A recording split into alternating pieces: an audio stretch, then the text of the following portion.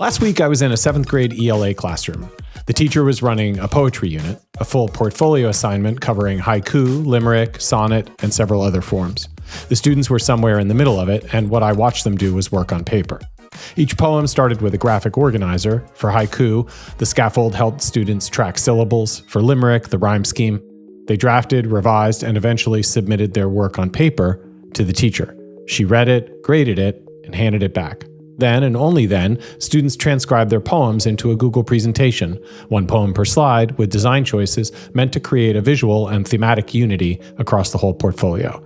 The teacher will review the printed deck alongside the digital one, partly to check progress, partly authorship, but mostly to see whether the student's thinking carried through from the paper to the screen.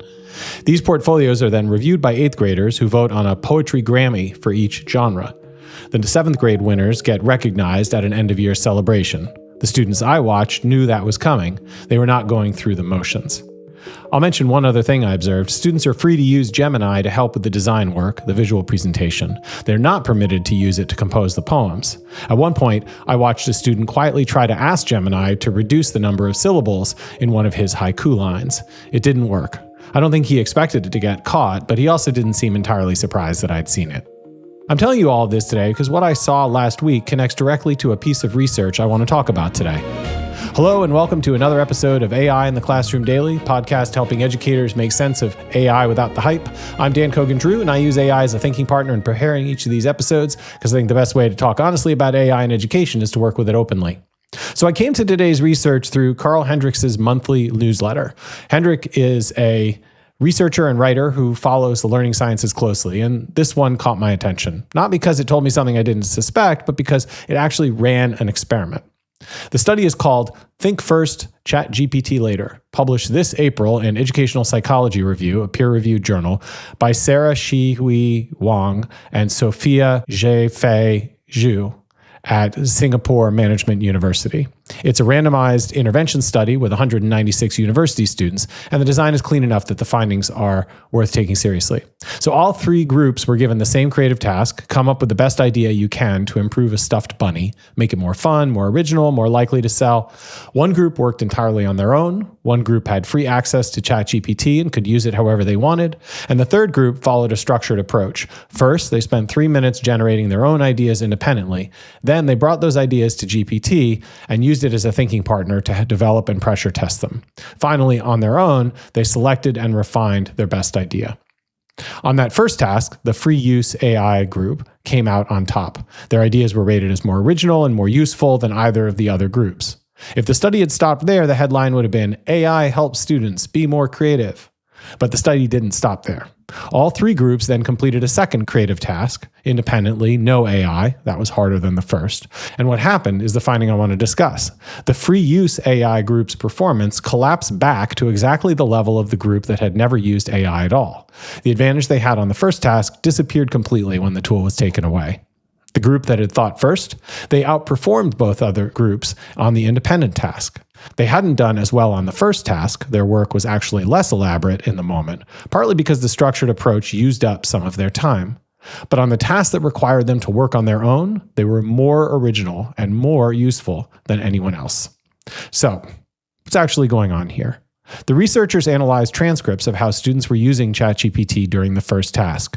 What they found in the free use group is that nearly 60% of their prompts were direct requests for solutions. No ideas of their own offered, just give me something.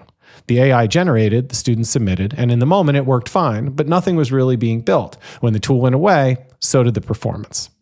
This is a distinction the researchers are explicit about, the difference between performance and learning. Doing well on a task with a tool is not the same thing as developing a capability that transfers when the tool is gone. That distinction gets collapsed constantly in the research on AI in education. Studies claim to show that AI helps students learn.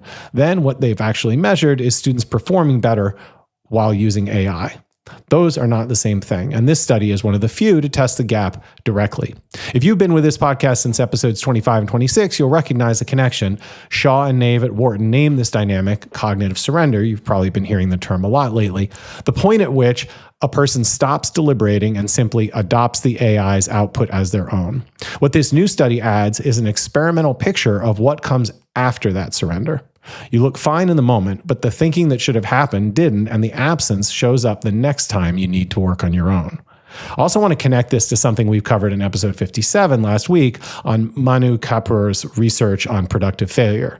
Kapoor's work shows that initial difficulty, the effortful, sometimes frustrating experience of working through a problem without being given the answer, is often what drives deeper learning. The regulated AI group in this study experienced that difficulty. Their first task work was less polished, less elaborate. They had less time to write because they'd spent part of it thinking. That friction wasn't a bug, it was the mechanism. Now, a note on limits here. The study involved university students working on product design tasks. That's not a writing study. It's not a study of 7th graders writing haikus. The transfer from a Singapore university lab to a middle school classroom in your district requires some caution. I'm not claiming that this study proves the poetry classroom I visited is the right model. What I am saying is that the principle is consistent, and the teacher who designed that unit got there without needing this study to tell her. Good teachers have been structuring creative work this way for a long time, and now the research is catching up. So practically speaking, what does this mean? Well, 3 audiences here. 1, classroom teachers. The question to ask about any assignment where AI is permitted is a simple one. Where does the student's own thinking have to happen, and does it have to happen before the tool arrives? Not as a formality, not as a checkbox that says, I thought about it first, but as the actual generative work the student brings to the tool. An assignment that requires students to produce something of their own before AI enters the process is an assignment designed for learning. An assignment that invites students to open the tool at step 1 is an assignment designed for performance, and those are not the same outcome. The researchers also found something specific about what made the difference in the guided group's ChatGPT conversations. The most consequential behavior wasn't just using more prompts or spending more time with the tool. It was one specific type of interaction, bringing their own ideas to ChatGPT and asking for feedback on those ideas, sharing a draft position, asking the AI to push back, using the tool to pressure test thinking they had already done.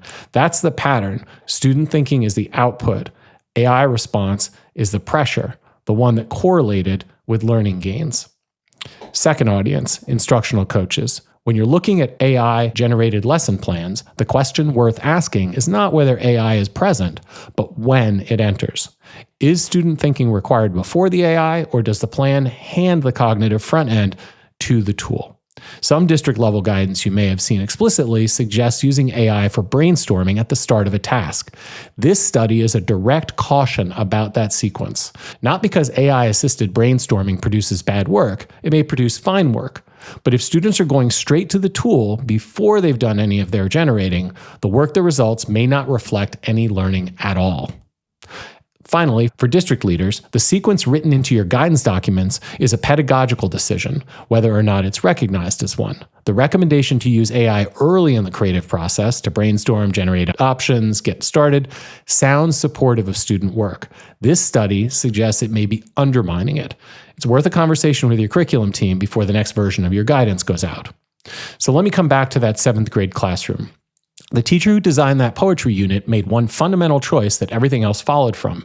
The creative work happens on paper, on the student's own terms, before anything digital enters the picture. The AI is available for the design layer, not for the composition. She didn't need a study to tell her that. She's the kind of teacher this research is describing when it works. So, question for all of you listening, what does the first move look like in your classroom, the moments before students are allowed to reach for any tool? Have you experimented with protecting that moment more deliberately? Be very curious to know what your experience is with this same question about sequencing and protection of that creative initiative that students bring to the AI before going to the AI to brainstorm. Tell me your thoughts, your experiences. I'd love to know. And as always, thanks for joining, and we'll see you in the next episode.